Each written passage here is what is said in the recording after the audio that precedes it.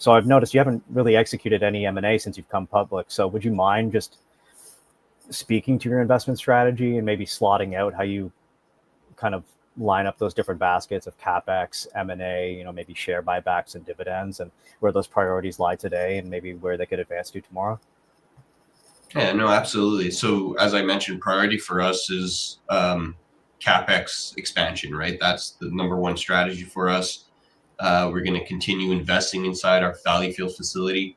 As I stated, there's $1 million per room to build out. There's 12 rooms, so there's $12 million of CapEx. And in order to open up the 12 next rooms, we have to invest inside our processing center, which is about 200,000 square feet. So we have to build out all the post-harvest activities, the trimming activities. That's going to be about a $10 million investment. So between that and 12 rooms, there's $22 million over the next 2 years that we're going to continue investing in the company, and that's going to grow our revenues to double of what we're making now.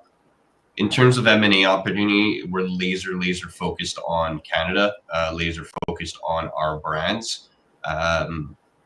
We're opportunistic in the point of we will look at opportunities and evaluate them, but they have to be really good opportunities, and the ROI needs to be very clear for us to be interested in any M&A opportunity. So we're thankful, and I think we're in a great position to not need M&A and really just continue investing the cash flow that we're churning from the business right back into the business to organically grow the business.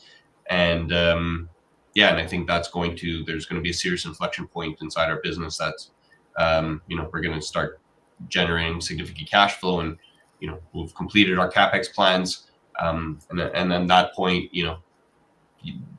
cannabis is still extremely early, so dividends and share buybacks are all on the table, but we're also opportunistic, and when we'll evaluate different opportunities after we're done our Canadian project, expansion globally, expansion to the US, going into biotech side of our business in cannabis as we learn everything about the plant, and we've cultivated the plant hundreds and hundreds of thousands of times with hundreds of thousands of data results. We'll be in a strong position for the biotech side.